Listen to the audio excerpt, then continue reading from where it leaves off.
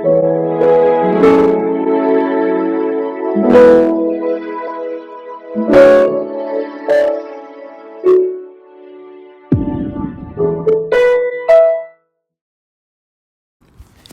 everyone, Chris J here with Blue Coat Foundation. On this episode of the Fallen But Not Forgotten podcast, I have a conversation with Daniel Malek. Daniel Malek was a Marine in the United States Marine Corps. He served between 2000 and 2008 as a corporal and served in Iraq as an OIF Vet. He joined the LAPD in 2005, where he has worked patrol, the gang unit, and is now a field training officer, where he trains probationary officers. Malek and I have worked patrolled at the same precinct for the better part of 10 years now. Him and I have always had intense conversations about what it takes to be on patrol. Through the years, I have seen his progression and maturity develop as we have gone through politically murky times. He's a genuine warrior, father, and a real cop's cop. After podcasting with him, I can truly say that both young coppers and brass can learn a ton from his insight and approach to policing. I hope you enjoy this podcast. Okay. I'm not starting it there. We'll start it.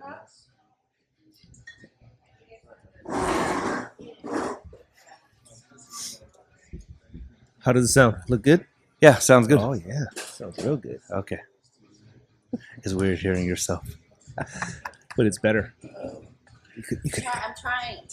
You could even like whisper. You could even whisper at each other like this. Oh, yeah. I could put you on the other side of the bar, whisper sweet nothings into your ear from way over here. To like get you out of here. Have you ever grown a beard? How far have you taken it?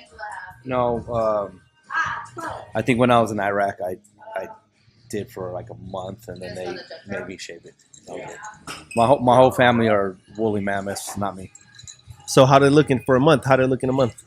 It was fine, but not like all full. I don't know. Because mine is nasty. So this is like scraggly, and it doesn't get thicker. It's just like long hairs on my face. And how long? This is like 2.5 months. 2.5 months? Yeah. Oh, wow. But you look like you got like thick old face hair. Thick old face hair. I mean, again, my whole family, they grow those, There's no way you can't, bro. Yeah. I mean, I've never tried it, and I don't like how it feels. It hurts. You've never done it. I'm trying to picture you with a beard. I think maybe when I retire, you would look like the Spartans, dude, with their big old beards. Oh yeah, I mean, my cousins, they have those thick, full Arab beards. I mean, just 100%, yeah. But they're like I said, they're woolly mammoths. I mean, they're just like freaking covered in hair. And I'm woolly mammoth. I saw some epic beards in Italy, in Rome.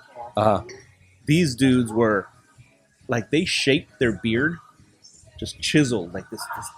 Oh, that's so cool. And they were so proud of it. There's a lot of people like that. Now, I was really jealous because I was just starting to grow it out and might think the core was horrible. And next to these men, just like these chiseled giant beards out to here. I wish they would let us have them. Like, I don't understand. I mean, I guess because people would get it. It'll be out of hand. If everybody would stay within regulations, I guess. Yeah, like if I was chief, I would say, we're allowing beards, but if strict rules, because that's look professional, and if not, then sorry. I don't know. Like, I'm okay with it. I mean, he checked the mustaches during the inspection. What do you mean he checked them? Oh, I guess at the foothill inspection, if their mustache was like crazy, he called them out of the inspection. Wow. So we had a couple guys at Northeast. I mean, theirs is thick, but they one guy, he was smart. As soon as the chief got in front of him, he's like one of those people that just you can't help but smile around them. So the chief comes right in front of him, and all he does, and he's got a big old mustache. He just smiles at the chief like there's no way you're gonna get mad at him. Well, who are you talking about? You don't have to name names. I could. No, you won't know who he is. Oh, okay. His name is Rodilis. Beep. Yeah, he's a super cool guy. Super cool guy. I don't mind that. That doesn't bother me. The tradition, the make sure we look professional, does not bother me. You know that, right? Yeah, like we're losing. I think but I think we're losing it. I always have this conversation with people. I think we're losing it because of the allowance of I don't know. You know what? We didn't cheers. Cheers, buddy. sir. 6 o'clock somewhere. Oh, that's actually good. Why do you like? Have you ever tried Buffalo Trace? It's No, way why are better you than- judging me? It's way better than Jack. I'll try the next one. Yeah, I don't know. I mean, I think I'm okay with that. Like we're talking about the brushed buttons. I'm okay with that. Just keep it traditional, keep it strict. It's just so much. There's so much sloppiness out there. Well, yeah, I didn't know why he. I mean, everybody's been. I've only seen shiny buttons and shiny name tags. Yeah, look And that then up. now for the inspection, he wanted everything switched over. I was like, okay. Love it. I like it. I don't think policy allows that. We should double check it. I think that they allowed it since everybody just started doing it. Right. I don't like that. It is what it is. Just keep the tradition. I think. Well, now I'm gonna because I have to pay money to go get a new name tag, so I'm gonna wear that one. $5, bro. You got It this. is what it is. $5. How much was that tradition kept in the military? Oh, it's still there. It's never changed. I mean, well, and it all depends. How on- strict? How strict? Like when it's you were extremely strict, but you're also talking about the beloved United States Marine Corps, so it's never changed. The only people in these last couple of years that have gone wonky is the other guys. What do you mean the other guys? The other people that do. I don't know what they do, but just talking shit. You mean the other branches? Yeah. Army and Navy and the Air Force. I don't keep up. Have they let go of their professionalism? I think they let go of some stuff. Here's the thing. They're a lot bigger than the Marine Corps. And the Marine Corps is only 250, approximately 250 to say 270,000. Okay. Where you're talking about all the other branches, they could be 1 million plus. So you think the fact that there's less, I mean, the numbers are less, it's easier to control, but there has to be something deeper, right? Well, yes, it's deeper because of the history of the Marine Corps. That's just who we are. You're glowing with pride right Oh now. yeah, You're we just glowing had with pride we right just now. had our 250th birthday. I actually don't even know what the hell you did in the military. What'd you do? I was basically a glorified truck driver, Okay, motor transport. that's cool. Yeah. So Where'd you drive trucks? Or what kind of trucks did you drive? So you could drive like double axle stuff right now. You could jump in and no, so the one I drove is something called an LVS. It's a truck that the front of it is actually hydraulically controlled. So you can basically, let's say you're in a city somewhere and it's tight turns, you actually can turn the head. We call it a dragon wagon.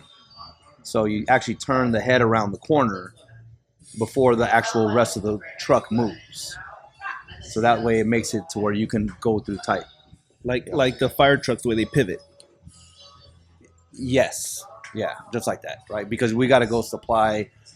The little You got to go narrow supply alleys and- you got to supply the infantry units wherever they're at. That's crazy. So you control both the pivot and everything. So you stop it. There's a little button to halt everything. Then you turn the head. Then you click it. Oh, one step at a time. Yeah. Because the other guy. So the difference between. So all Marine Corps vehicles have a heavy gunner. Like we don't drive around like truck drivers. So every single vehicle will have a heavy gun. So it's either going to have a 50 cal. So you got somebody manning. So you have a 50 cal. You're either going to have a 240 Golf machine gun or a 40 millimeter grenade launcher. So everybody is trained on all the. So both drivers know how to operate whatever gun system that we have. This is a silly question because I wasn't in the military. Before I even ask it, it feels like when someone says, "Oh, you're a cop. You ever shoot somebody?" It feels that dumb. Right. But did you do time with like in Yeah, wartime and it was I got there. I landed in Iraq Oh shit, a long time ago. 2000, beginning of March of 2003. So this is OIF 1. So this is the very first kickoff of the 20 years that. But so when we got there, Were you in the initial push? I'm sorry to interrupt. Of the invasion? I was about a month and a half Okay. behind. So we were part of something called Task Force Tarawa, and we actually pushed forward. But what happened is we ended up taking an area about 2 hours outside of Baghdad. And then our area of operation was from there all the way to the Iranian border. So we had the Iranian border working in. So we didn't want the Iranians coming in and help resupply Saddam's forces. So we were running you're running patrols, you're running missions, but you're also running border patrol style ops. So we had a large area and we were on the road all day long. So when you're on the road all day long, you're just an easy target. So they just sporadic. But we didn't have to. The thing that we didn't have to deal with, that where it got really bad for guys, is the IEDs. So the IEDs really Scary. Yeah, I mean that's just, Why didn't you have to deal with that? they hadn't really developed them yet. Oh. That was like probably the third year in OIF 3, and that's when the guys really started getting hit. For us, it was just sporadic gunfire. They would fire off RPG, like they would hear us on the road, and they would have a spotter, and then they would have guys in a field like 100 yards away from the road, and then they would hear us coming, and a spotter would call it out. So they would have like an RPG launcher, like kind of like raised, and then they would have like a long wire cord, and they were nowhere near it. Wow. And then they would fire them off, just try to get a lucky hit, because they knew once those things went, then we're gonna lay down, fire. So they weren't near, like one of the tactics, they weren't near where it came from. Correct. And then it was just sporadic AK-47 small arms, and that got quickly taken care of. So, But is it like, holy shit, it's right there, you turn around, they stop, so you have to stop too? That sounds so frustrating. no, we as a moving convoy, you're gonna keep going. You'll lay down fire if you have to. Yeah. But you're gonna push out. But then we had other elements behind us to take care of. What they didn't realize is we had other elements Right. that were behind us Yeah. to take them, or we had air support. Like sometimes we would have Army Apaches with us, or Cobras. Yeah, that organization is so badass. It's just like, and then they didn't know about it, because one thing that the Apaches are, it's pretty crazy when you see it, but they can, if you imagine, like, there's palm trees in Los Angeles, right? So imagine a nice big palm tree, and they can sit behind that palm tree and you won't hear them, and then all of a sudden they just fucking drop down on top of you. So that was it. So it was just like shooting back, like from a distance, like I don't know if I got anybody. It's just like, let's go. and go wherever they shot at you. You shot back, step on the gas. The only time we would actually stop and position ourselves at something they called a herringbone, where all the vehicles kind of go to opposite sides. Yeah. Is if we're stuck. Yeah. So the only time I felt like they were gonna ambush us was we were in a really small city area, and one of the things that they would, and as soon as like the enemy is doing stuff, just like with us, police work, information gets disseminated to everybody. Like, hey, this is what they're doing. This is what they're doing. Right. This is what they're doing. Yeah. So they would set up like broke vehicles on cement bricks, as we're trying to get through these. So some of these cities, I mean, they're broke down old ass areas. And it was already, we had already taken over, right? You're going. Yeah, I mean, we're already, Okay. we're already pushing through. So they're putting these like roadblocks. Yeah, roadblocks. So I remember one time, and they had it up, and I saw that, and I said, I went right through it, and then their car went over in the river, and then people started yelling. We didn't give a fuck. They're like, hey, we gotta go. We're not gonna sit here and become targets. Right. How much of that, like real life training and translate when you got into the streets for these, a street cops tactical thing. They happen, but they happen like in short bursts, right? Compared to there, where you're just in enemy territory forever. So, how much was it? Was there a natural? Was that skill natural when you started doing police work because of that, or was it totally different? Yeah, I think when you leave that, your mentality is, I couldn't write a report to save my life, but as far as any type of the tactics or, any fights that were going to end up, that part of the job was easy. That wasn't difficult. So, and I think that's like the era that if you actually talk to, like in your class, right, you probably had half the class military. Right, my class was 50% people from the military and different branches. Everybody had been deployed, every single one.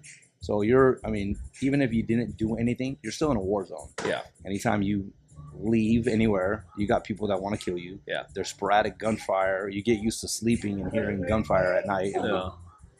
So those type of things, obviously they're going to develop you as a person. And so I think a lot of the tactical stuff or the adrenaline rushes that you get, you kind of already understand how you're going to deal with that. As to where people who come on the job, they're learning that for the first time in the black and white. Yeah. So that's interesting. So do you think, like, when in your profession, how long do you have on? 20 years and yeah. 20 years. All right. So at what point, because you've been on patrol the whole time, right? Yeah, I've done specialized units. And you did gangs. I did gangs. I did a couple of what they called safer city units. But you're in uniform. You're in uniform on the streets. Yeah, I've been on the streets the whole time. At what? The miraculous inside job. I don't know how. I've never known how to get that position. Oh. I've been offered. I did detectives for a short time. It was. I think we need detectives. I think we need it all. The only two things that we really need are patrol and detectives. Angela. But I sat on the detective admin. We need that. It's a different kind of justice. That's great, and that's the only two things you need. I always say is patrol and detectives. But I can't. If I get seriously hurt, and I gotta be there, I'll do it. But I hated it. Not that it's a bad job. I just can't. I just don't like being in a building. I think the hardest part about the academy for me was all the classroom stuff. Like I was falling asleep. Like I need to be outside. I need to be running, or like otherwise I'm ready to go to sleep. So was there a point in your career where you like something clicked? You just had to figure it out, like how to be a good street cop, or was that just your transition was like, I got this? I would say my first 5 years of the job, I wasn't a police officer. I was a Marine wearing a police officer's uniform. I think so. What do you mean? I had to learn. You had to unlearn? Or you had to learn how to be a cop? To be a cop. I was already mentally, right, and physically and ready to go as far as the dangerous aspects of our job. That was never, but I had to learn how to slow down. I had to learn how to slow down. I had to learn to remember, like, this isn't a combat environment. It is when it becomes it, but that's like not even 1% of what we do most of the time. You know what I mean? We're investigators, but you're dealing with the public. So a lot of that. And then I went straight from, okay, so there was actually twice in my first 2 years that I was like, I'm done with this job. I don't even want to do it. So the first time in the academy, he was one of our captains at Olympic. And he was at training division for a long time. You want to write it down? I can't. No, it's nothing bad against the guy at all. No, me and him were good friends. It'll come to me. I can see his face right now. That's all Thanksgiving. Anyhow, so wait a minute. We said that I thought you said we're gonna dedicate this podcast to somebody. We will. Oh, because that's part of the story. That's cool. Okay, so Yeah, we always do. So I always do dedication. Whoever the guest wants to dedicate the podcast to a fallen hero, and I usually do it at the end, but it doesn't. Okay. There's no structure. I Okay. mean, yeah. So he had told me. I just asked him one day after, whatever we were doing over at the academy in the valley. But you have to go to the place. And I said, hey, how long is it going to take to get onto the? Because all I ever wanted to do was SWAT. Again, I didn't want to do anything of the actual police. I just let me get to the You guns. want to go straight to the SWAT. I just want to get to the guns and all that good stuff, right? Little did I know. Again, naive, naive good intention. So he goes, you know how long it takes, right? And I said, no.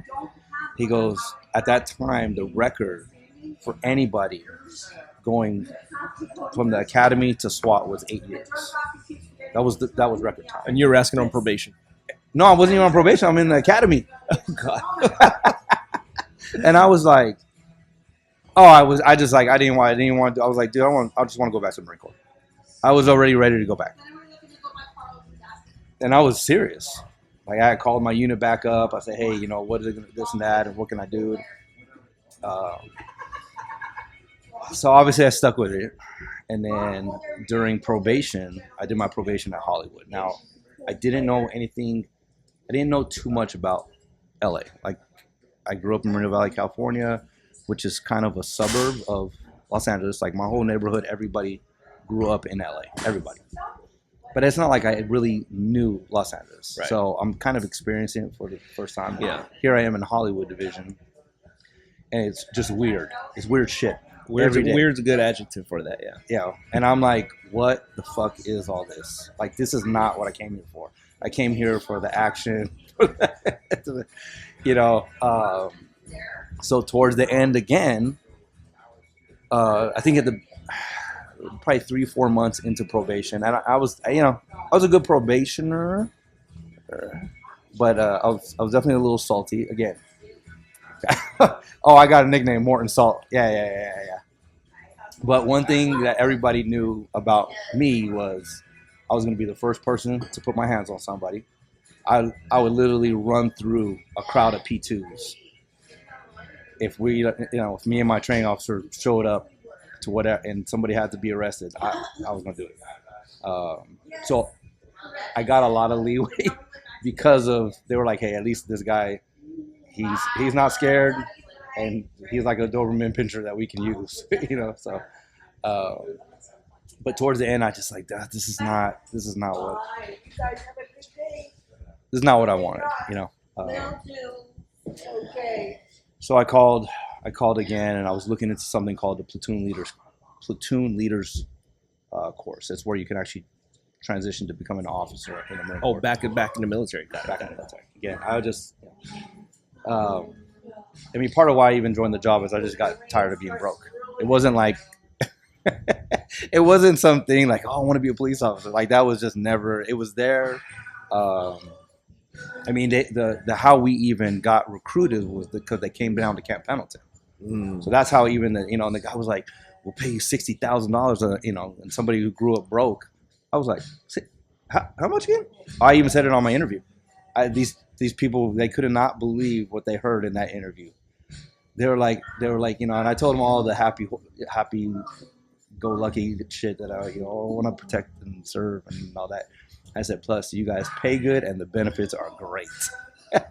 That's one of the realest answers that you can give. You know what? They're like, at least this guy is honest. So, thanks, guys. See ya. Thank you. Yeah.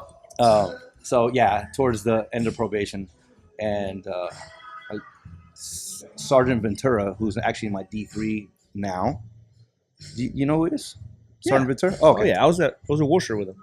Oh, yes. Okay. Yeah. He was a Marine. He caught wind of it, and he knew I would work out every morning before shift. So Hollywood has that gym, on that back lot.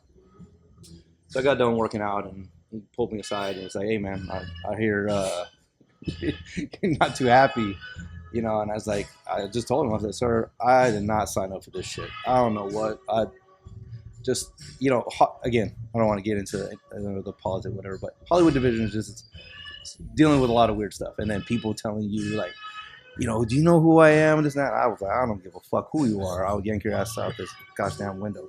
So, it was As a P1. Oh, Holy shit. so, so he said, "Listen, man." He goes, "This is what you're gonna do. You're good. He goes, you're gonna put in for Southwest, Southeast, or 77 Division, right?" And he said, "You're gonna get everything that you want." And I was like, "All right." And I remember, I think it was like my last DP as a probationary officer. I heard it was a hit and run felony radio call that had gone out, but I was by myself. They put me out as a U-boat, and let's put it this way: I saw the car. By the time everybody else got there, I already had the car stopped. Guy out of the car, handcuffed. Done deal. And Sergeant Ventura pulled up. He just looked at me. He was like, but he was like, "Hey man," he's like, "as soon as you get down there, work hard, try to get into a specialized unit. Like that's where you'll be happy with this. Trust me." So that's what I did. I went down. That's good. Transferred over to Southwest Division. I think my first night working, I think we had 1 homicide and like 5 shootings. I was like, oh, okay, this is good. So Yeah, it's different.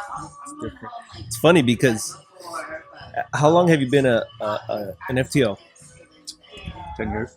10 years? That's all I ever knew you as, right?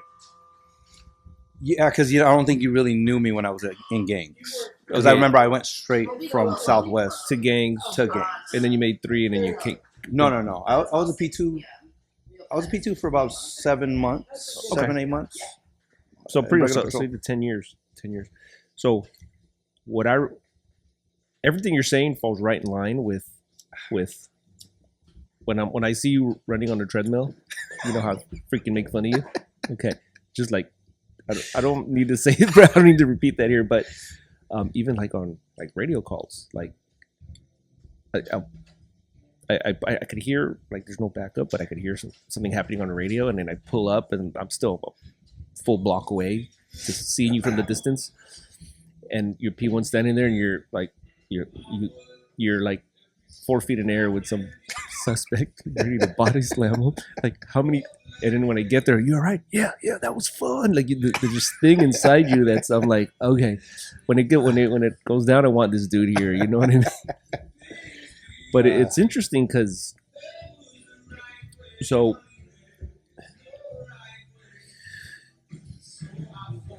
now when somebody like you, a very different mindset for training a P1 than someone like me. We have very different mindsets. But what? So I don't think so. When you were first a P3 versus now, right? Because I remember just it's not like you were, this is fun, let me go fight. It's just something in your freaking blood that's just who you are. How hard is it to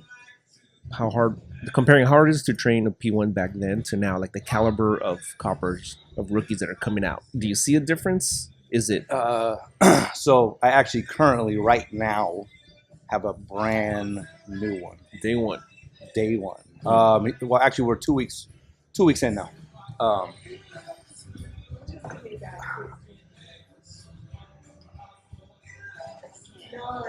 It all depends too, like how old they are. And this kid's a baby. He's like 22 years old. Right? It really boils down to their life experiences. So the way I decide how I'm going to train people is, I honestly try to get to know them as human beings. Like when I first started at FTO, I would tell my P1s, I said, I don't know what you're going to learn here, but I guarantee you we're going to get a gun and we're going to get into a couple uses of forces. So you're going to at least know that, and that was a promise. So as to now, I kind of have to. Like you almost can't do that anymore, right? Nah, well, it depends. It depends on. I'm just in general. I try to like now. I'm a little bit slower. I build a little bit.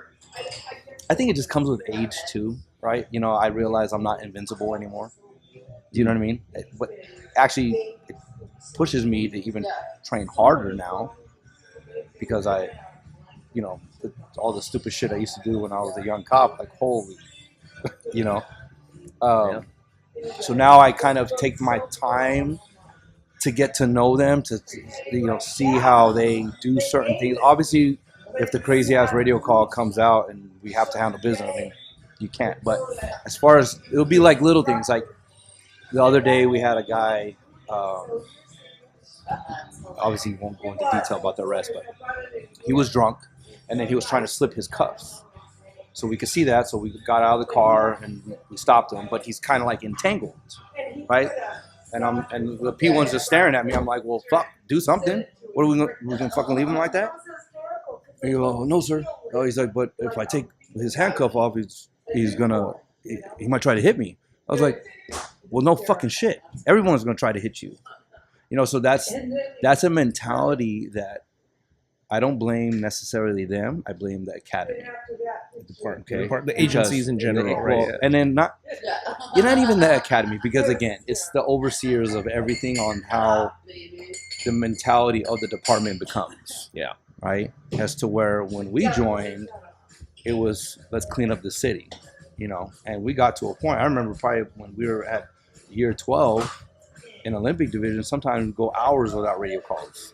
You're like, what? You know, because we did a good job, you know. So now it's just they've probably drilled into these guys' heads about de-escalation and talking and this and that. And it's like, well, there comes a point where there's no more. You got to do. But he's actually a good kid, you know. So luckily he's not weak.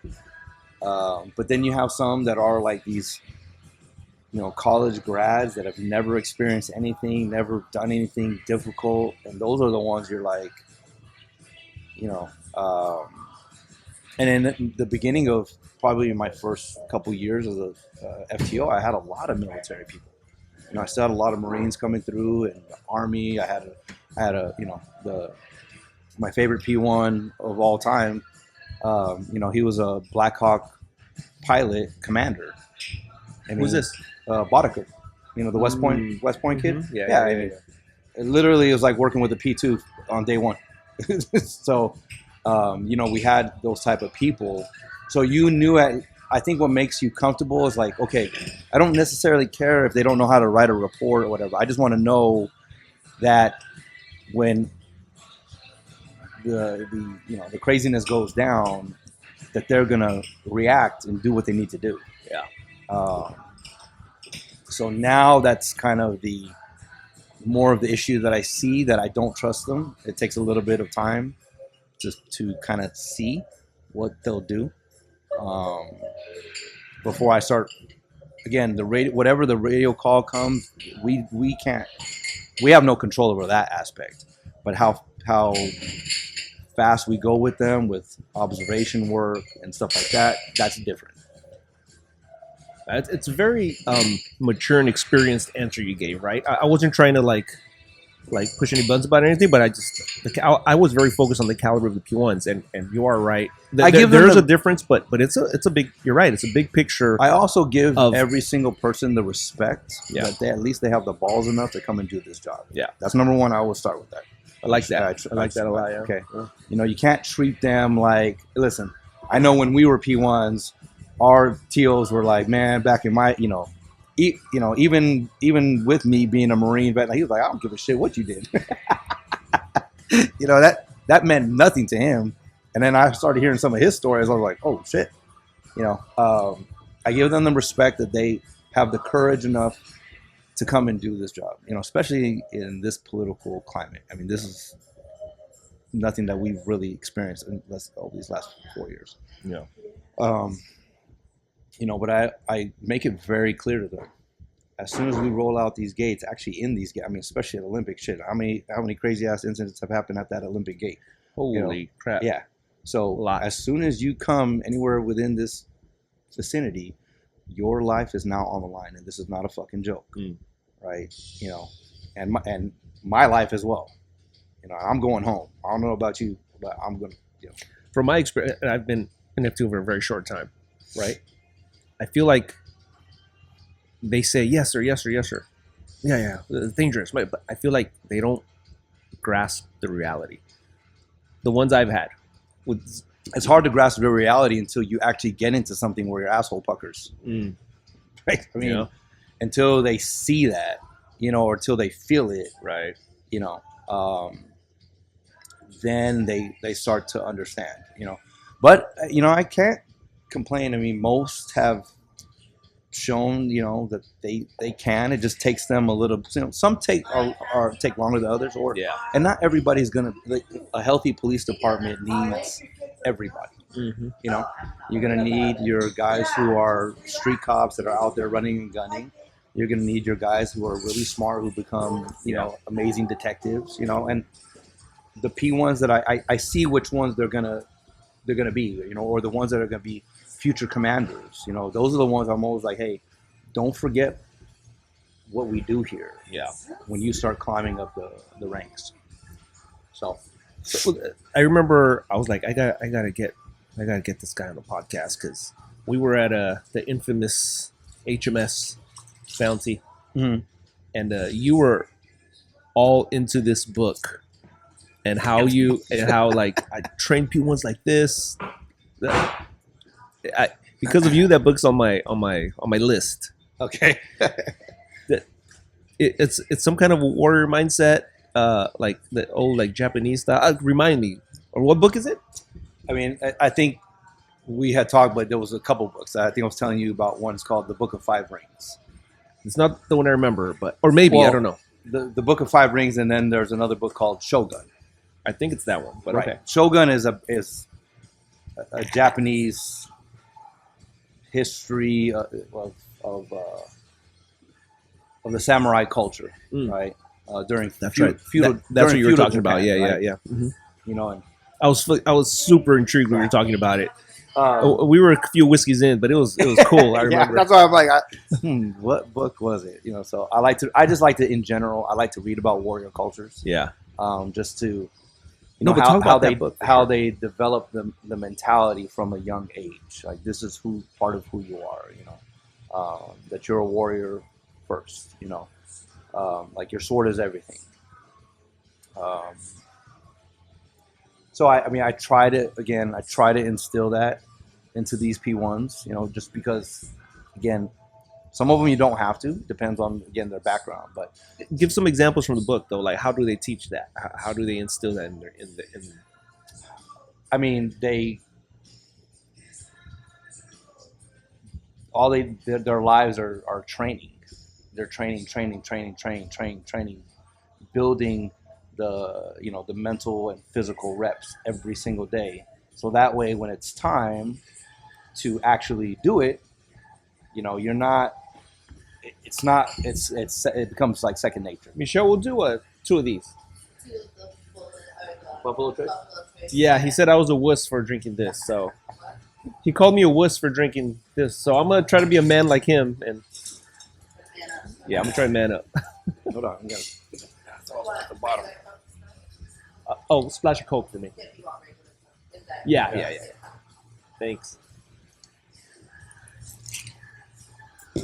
That's the question again? I forgot. I'm old. No, about that book. Well, so I always talk about the hot gates of Thermopylae with the Spartans. Well, we both read that book, remember? Yeah, right. after, thank you. I think I think we were reading it at the same time, and then we didn't realize it till we talked about it in roll call. Yeah. You know, and we were talking about cheers, Blake. And we were just talking about, like, the brotherhood that happens in battle and how these guys are, you know, in the midst of the worst aspects of life, they're still joking around, and, you know. So, like, one example that we spoke about, so I got to read. I'm probably gonna put that book next because now I got to read it. But an example of the Spartans, from that book was they studied they got their PhD in their study of fear and how it affects their body. So, they would beat them as kids until they almost died. If they lived, cool, you go on, right? So they would study how their body reacts to fear. So at the moment, if you get a sword takes off half your torso, you're familiar with panic. You're familiar with controlling the fear, shitting your pants. Yeah. You can't control it. Well, you control it and focus it into something else. It happens, and you're still in that state. Right. But you studied how you react so much that you're still focused in the fight. You just do. Yeah, that's it. And there's so much there with so the mentality of how our mentality needs to be too. But that's what I was trying to bring out from that book. If you have an example like that, but it's probably a lot of the same stuff though, right? With the P1s, a couple of my first questions is like, have you ever been in a fight? Yeah. No? You've never been punched in the face? So how the fuck are you going to know what to do? Sorry, sir. Punch himself. Well, and then, with the guys, I tell them, I say, I bet you $100 you go spend $150 on booze and trying to get some ass. I guarantee that shit. Right? But you won't spend $150 to go train at an MMA gym or a boxing gym or a kickboxing gym or whatever. Right? Because, again, what's the percentage of us getting into OISs? It's small. Right? But you're going to put your hands on people every day, all the fucking time. Yeah. Right? And you need to know how that feels, that struggle. You need to know how it even feels for you, for your adrenaline to go through the roof and be able to control it and do what you need to do. How you how you can react when you're tired. Oh yeah. I mean, you so for me, I was vicious with it when I was young on this job. Vicious. My gun came home with me all my days off. I would probably do at least 100 drawouts on my days off. Obviously I would empty my weapon and make sure it's clear. Yeah, whatever. But and I would use the TV. The TV, people are moving around on the TV, and that's my target. Yeah. I'm just pulling out, finding my sights, pulling out, finding my sights, pulling out, finding my sights. So when it was time for it to actually happen, I didn't even think about it. It just happened. I was like, oh shit. Like the action already happened before my brain registered, and that's the purpose. Kobe Bryant, obviously, the Lakers were playing. He said he does mental reps in his head of all the shots, and that's how, for me, when I'm driving to work, I got Metallica playing in my head. I got the worst case scenarios going through. Or even when I'm working out in the morning, I'm thinking about whatever possible worst scenarios are going to happen that day, and that's something that I for 20 years, I don't look forward anymore to going and doing reports and doing all that, but my mind is always ready for the fight. It's very interesting. I talk a lot about that on this podcast or on the little mini blogs I post on social, as far as the mindset of being ready, training that hard, and with personal experience of reacting to critical incidents. But then there's a backlash of what that stress does to the individual, right? You recently went ILD for a little while. Yeah. And I remember you told me, man, this is a weird feeling. I don't have to worry about anything happening, or I've never felt this. And from that point on, you started strongly talking more about retirement. Yeah, I'm done in 3 years. Tell me, like literally 50th birthday, I'm out. Bye. Tell me about somebody so passionate, and with your experience about your, and this is not a negative word, but your unraveling or your growth into now you're like, okay, I got my sights set here, because you were so passionate before, and I've seen it. I've seen your transitioning, right? So tell me about your personal, unraveling in that sense of I just think that obviously a couple of things happened with the IOD thing. I don't need those details. I mean, just I'm sorry, I cut you off, but yeah, you learned from that about something about yourself, right? So the unpacking was basically that, hey, since I was 22 years old, my mind has always been in a war zone. Like, I've never dropped that pack, right? And then for the first time, I think the first month of being IOD, I was going a little stir crazy. I was like, oh, fuck. Yo, I remember you told me. And then I was like, wow, wait, hold on. This is pretty cool. Like, I'm not getting these adrenaline rushes of life and death, or having to see the shit that we see. I was like, well, it's pretty nice. And I even saw my personality change. And then people around me during those 6 months were like, something's like different. You're just like, oh, I was surprised at things you were telling me. So yeah, no, and it just, that's why I asked, because it's so interesting, right? I want to. So I think now what happened was that I was like, you know what? For me, the mission of being a police officer is complete. Like, there's nothing that I have not, and this is not to brag. This is not, because this is the story of us, right? And thousands of other LAPD officers, right? But there isn't anything that I haven't done twice over. I don't really see myself. I'm not trying to go up command staff. The only thing I ever want to do is fly a helicopter, but that seems like it's starting to go out the wind too. So I'm good. I'm good with it.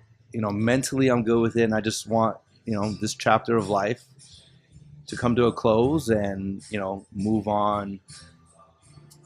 Coaching football, playing Madden, working out, and where I'll be. you know what homeland I'll be at.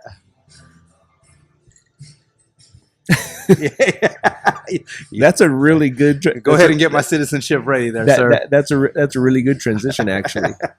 What's the difference? So you do Muay Thai training? Yeah, I hate. How long? I don't like. I'm like one of the police officers that you're. I don't like jiu-jitsu. I don't like it. It's not fun. I don't want to go and grapple with sweaty guys. But at the same token, right, I've done a lot of it. Yeah. Right. What's the difference between training here in the States and in Thailand? Is it just because it came from there, or is there? Well, yeah. This is the home of Muay Thai, right? So it's where it all started. But also a lot of it has to do with money. Right, as to, you'll go to a Muay Thai gym here in the States, and the trainer, for whoever he is, he can be very experienced and stuff, but it's only going to be one person. Versus in Thailand, this is why all the UFC fighters go there to train, because you're going to have some of the best trainers in the world. And then even for a novice, for somebody even who doesn't know anything, you're going to get actual personal training. So if there's like 40 students, you might have 10 to 12 coaches within the class, right? So they're not just letting you just, hit the bag, and then when somebody gets around to you. No, there's a lot of personal attention that you get, so you learn fast, and then when especially when somebody's holding pads for you. So if like me and you are at the gym and you don't really know what you're doing and you're trying to hold pads for me, but I know what I'm doing, well, now the throwing of the combinations is going to be off, because you're even in your head, you're like, oh, do I hold the left pad or right pad, as to where these guys are just, so now, and now you're working, right? Because you're able to throw those combinations and it's just nonstop.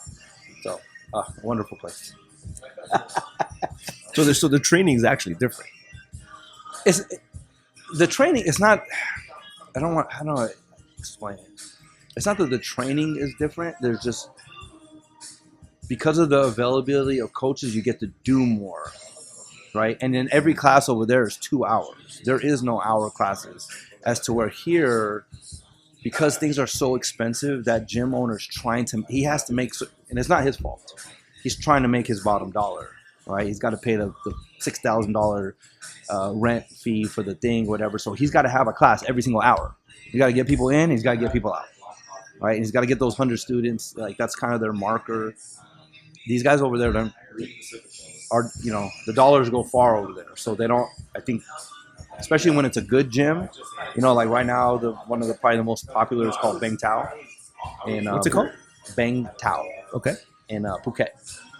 Hey, you said it right. Yeah. You're welcome. You know, and then there's another one that's called Tiger Muay Thai. And, you know, they get thousands of visitors on top of, like, you know, John Jones goes there, all the big fighters. So they get a lot of money. So they can have, and these facilities are humongous. You're talking about, like, some of them are as big as, like, I would say half a football field. Yeah, I mean, you got bag work over here, you got pads over here, you got ring over here. You guys and everybody. So for the 2 hours, it's a circuit, like a circuit training. But everyone. So the first 30 minutes you're going to be conditioning. Then for 30 minutes you're going to spar. Then for 30 minutes you're going to hit the pad. Then for 30 minutes you're going to fucking hit whatever combination is for the day. And I mean, it's nuts. That's wonderful. Yeah, I've been injured for a little while. That's why I have this facial hair. And holy God, I'm so soft right now. I'm like a skinny fat guy. If I went to one of those classes, I would literally die. I would. Well, I'll be there in March, buddy. 40 days, and it's not enough. Let me ask you something. I really think that your people like you, and you specifically, because we know each other well, your opinion is very valuable, and if the right person hears it that wants to move up and make a change, need to hear. That being said, with your experience in the military and with what it seems like there's been a lot of growth in you personally as a cop, and even with your mentality with your Muay Thai training, right? Like, with all that experience, where do you think police work culture is now? Is it lacking? What does it need to get to a better place?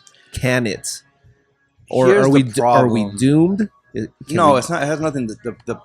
It has nothing to do with. You got to remember, a police department is limited on what it can provide.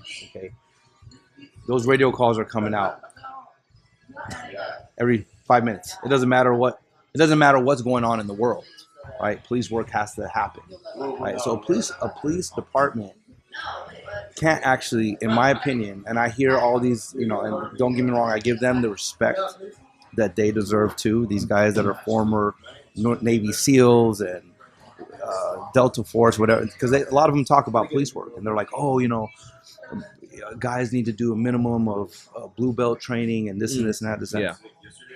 It actually falls, the training aspect of a police officer actually falls upon the police officer. It's up to you to do it, not the department. The department doesn't have the time or resources to give you that shit. Like, we can do our shoot days, right?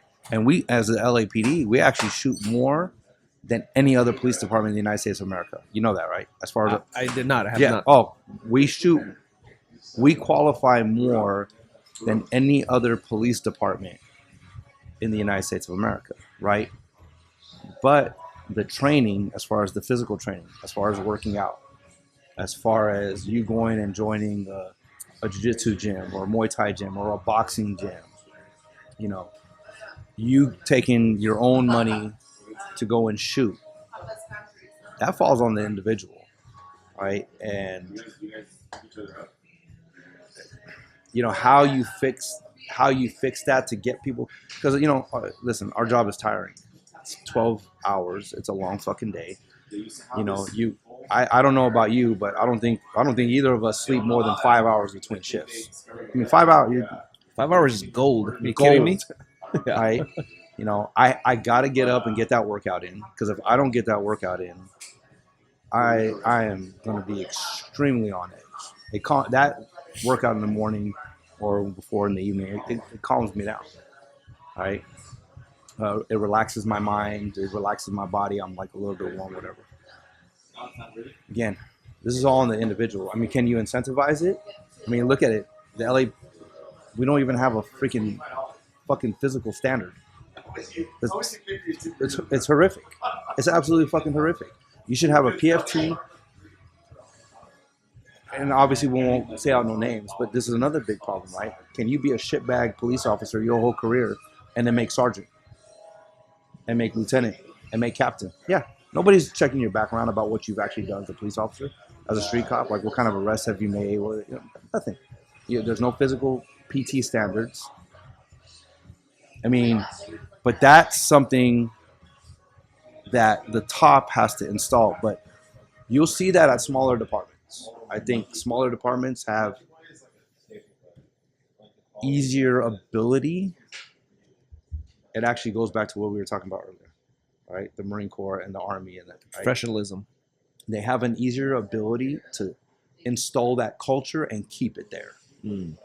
Versus, obviously we're in Los Angeles as well. You're talking about the most political police department there is, right? So, you can't put in physical standards because that's hazing or that's making fun of people. Well, you shouldn't be a fucking police officer if your belly is hanging over your goddamn belt. Hey, bro. I've been off for a while, all right? Like, stop looking at my belly when you say that. No, I got you, though. I mean, and we've all been there. I mean, I've had times where I've gotten lazy too, or I've gotten out of shape. That's what I'm saying is that there's still a standard that we set, right? And I think overall, though, I think that as a big department, I think we do pretty decent, right? I think most of the officers that I work with, I mean, they're in decent shape. They, some are guys who love working out. Some guys are these crazy shooters, right? They love putting rounds down, right? I mean, I don't go shoot that often. That's not. I mean, you got guys who will spend thousands of dollars and they got a whole damn armory at the house, That trips me out because they have like 4 kids. I'm like, how do you afford that? I don't understand what's happening. But yeah, you're right. So. Again, the disciplines of, having that warrior mentality is something that has to. Obviously, we have a lot to do with it too by instilling it into these young officers. Like, actually, the guy who's 22 years old, I'm trying to convince him to join the Marine Corps, and I'm giving him all the benefits. I'm like, dude, you're still young enough in your career that after probation is done, you can join the military. Your time on the department is going to continue on because you're on official orders now. You're going to get paid. You're going to actually double dip for a little while. Now you're going to get all the benefits of the VA, right? You're not at the whims of the department when it comes to medical as well, right? I never put in... Because they use that to keep you. To keep you to... If you're tier 5, 55, right? So, right. Yeah. I mean, the VA isn't the greatest, but it's not bad either. Yeah. Right? You got something. Yeah. I got something. So, what are you and I gonna do when 4-ish years when we're both retired? What are we gonna do? Oh man, I can't wait. I think there's a lot of officers too. Like when you talk to them, like they don't you still gonna hang out with me? Oh yeah. Listen, I think I have a total now of I have friends, right? Yeah. But then I have friends. Right? I got about 12, maybe 10. 10 and a half. 10 and a half, of people that, no matter what. But, where the hell were we going with that? Retiring? Yeah, retiring. I think there's a lot of officers who don't know what they're going to do with themselves when they retire. And that's why they stay on longer. I look at it like this. Like, if you stay on past 50-ish some years old and you're out there still in the field, you're taking years off your life. 100%. And I'm not. I'm dedicated. I've already served my country, served the citizens of Los Angeles. Listen, you're gonna pay for 30 years of shenanigans. Hey, I was a devil pup. Does that count? Yeah. Give you 6 months credit. That's hilarious. So, kind of a last question here. Your kid. Oh shit, Jesus. Your kid applies to the She's not coming. LAPD. She's not coming. Hold on, she applies to the LAPD. Yeah. Hey, Dad. I just turned this in. Words of wisdom. Yeah, you can't stop it. Oh, I'm stopping it. It's not happening. I'll call the background investigator and be like, listen, this kid, you can't trust her for shit. Nothing. I guess you answered my question there. I think she smoked some crack. It's not happening. And here's the reason why. And again, it's nothing against the department. I think it's more. It's not against the department. It's just that we know a lot more now. So when you get that knowledge, you pass it on to your kids, right? It's like, well, why go work for LA when she can go work for Anaheim? If there's a lot of bullshit that she don't have to deal with, and make plenty of money. And Anaheim is still a very active city. Right? Oh, Anaheim gets into a lot of OISs and nobody hears about it. You know, and they can make plenty of money. So, and it's not about. It's like nobody. I grew up. Nobody knew how to guide me whatsoever. Right? Because I was completely different than the rest of my family. Everybody became doctors and engineers, and college degree. I fucking none of that interests me whatsoever. Right? So I had. It's just me. As to where now I can guide her, and she, you know, that's what she does. She's part of the Indio Cadets. I took her shooting the other week with my rifle. She handled it like it's something she's been doing for years. I was like, holy shit. What have I? Tear well? I was like, no. I was like, what have I created? You know, she boxes. You know, she already wants to join the Marine Corps, and I actually had nothing to do with that. Come on now. I talked about was the Air Force, but she doesn't want it. She's like, I don't like. She's like, nobody. When you talk about Air Force, like everybody just like, it's like, but when you say Marines, like people react. I don't know. Okay. So no, but she's not joining. Okay. You could. Okay. Graduation day. LAPD Academy. You're like, all right. Well, I guess I lost this one. What do you tell her? What do you tell her? Finish your probation. Do 2 years. And so one of my watch commanders, when I first got to Southwest, God, what's wrong with me right now? I can't remember his name. He passed away. Great guy too. Hold on. I can see it. Oh, Sergeant 2 Falk. God bless him. You know him? No? Sergeant Falk? Falk. Faulk. Okay. Falk. No, I don't know. So when you got to Southwest, if he was your watch commander, he'd pull you into the, you know, and then he would ask me. He pulled me in and said, Malek, I got a question for you. How many divisions are there in the LAPD? And I'm, there's 24 in the traffic division. Get the fuck out of oh shit. Really? Oh, I'm not joking. I love this. So I was like, I'm like, what? I don't understand. Like, what did I do wrong? This and that. And they're like, you'll figure it out. So a week later, he calls me again into his office, right? And then you know, little birdie helped me out. And he goes, how many divisions are there in the LAPD? I said, sir, there's 3 divisions. Southwest, Southeast, and 77. It's like, all right, carry on. That was it. So my advice to her, and this is my advice actually to all my P1s, even the P1s that were at Olympic. Go find out. Like, I mean, there's the LAPD is unique because you're like, every division is almost like its own unique police department. It's going to have its own problems, its own people. The police officers are going to have their own personalities, its own culture based on geography of the division. We spoke about that too. Yeah. It's crazy. Phenomenal. Yeah. You know, I mean, it's an amazing thing. It's an amazing department that we work for, right? The good and the bad. Yeah. I would tell her do her probation, go work 2 years in one of the South End divisions, or Newton, or Newton's a little bit slower down these days. Don't give him whatever the fuck it is. You know, and go learn some real police work. It's gonna be fast. It's gonna be violent. You're gonna chasing people, setting up perimeters, and this is not gonna be once in a while. It's gonna be every week. And then go over to Anaheim PD. Go get paid. Is Anaheim paying you for this? That's interesting. You know, the LAPD was very. You know the story with the LAPD. Why we're not part of CalPERS, right? No. I don't know. Okay. So the reason why we're not part of CalPERS is because they didn't want us leaving. So people would come and hunt us after the academy. Like Torrance PD and this and that, they would come after we graduated and be like, hey, you already graduated, come join. Got it. So Got it. that's why we have our LAPD pension. Got it. Got it. Even, and for the most part, I think it's better than CalPERS, right? Yeah.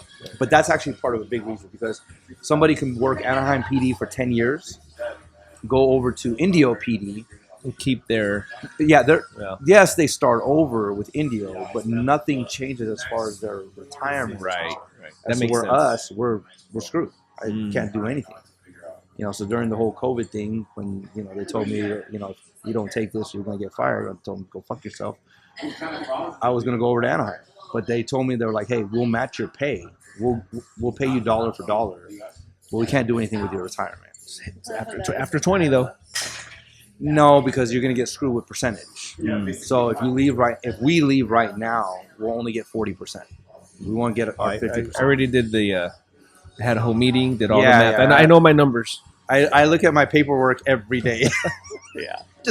I look at my paperwork, I'm like, I can do this. And now it's like, oh, even when the chief came for our Inspection, yeah. he goes, how much? He's like, hey, OG, looked at me up and down. Like, oh, you're still looking good. No grays though. You have white hash marks, no white hairs. I like that. I get it buzzed off. Do you? Okay, you don't die. No, Look at this. no, yeah, A lot of white right there. I don't know. My But you were saying, so he asked you. he goes, how much longer are you? How much longer do you plan on doing? I said, sir, I got 3 years. And he goes, really? That's it? I said, that is it. I'm out. I don't give a fuck.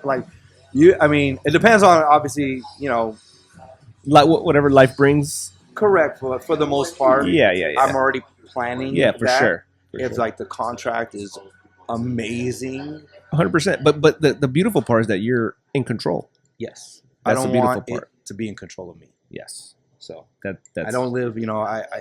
I see some of these young cops. I've just never been like that, but I don't know if they live above their means, but they're like, oh, I got to get 20 hours a check of overtime. I'm like, dude, this is not an office job, man. Yeah. This is not a job that you can just be like, oh, I don't care if you're doing overtime.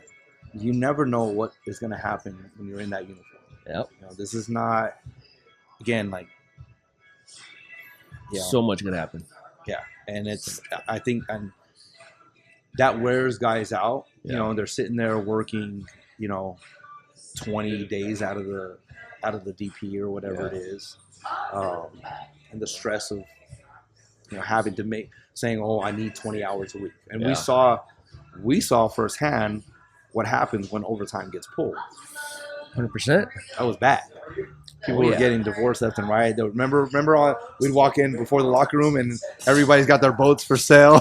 But it just seems to keep happening, and no one learns. I think we're pretty secure though with the MTA for the most part. I think we're pretty secure with that overtime. You never know. But man. you never know. You never know. But LAX was like that back in late 90s, early 2000s, and that once that dropped, it was divorce, selling boats. And it was scary, man. It's a lot, and I just never have done that to myself. Yeah. Live within my means, because I like controlling Yeah, man. the outcome.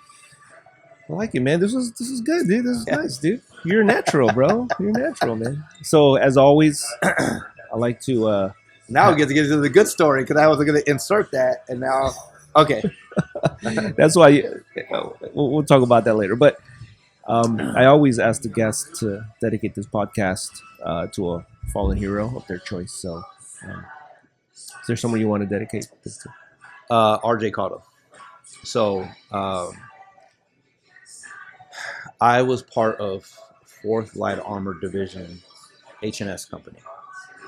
He was actually part of Alpha Company. So at Camp Pendleton, there's an area called Los Polvos. And you got 2 areas. You have the H&S guys, you have Alpha Company. So when I applied for the LAPD, obviously I have to put, my supervision on the application. So whoever the background people is, they're calling somebody at Camp Pendleton. My gunnery sergeant, staff sergeant, captain, things of that nature.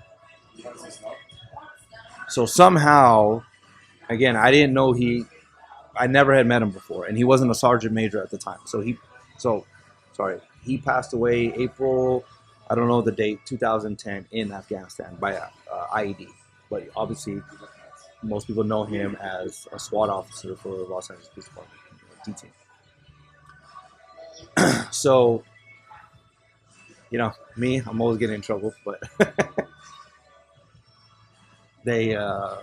my staff sergeant was like, "Hey, Malek, First Sergeant Alpha Company wants to talk to you. Get your ass over there." I was like, "What the fuck did I do for this guy to?" You know, and I can't think of anything.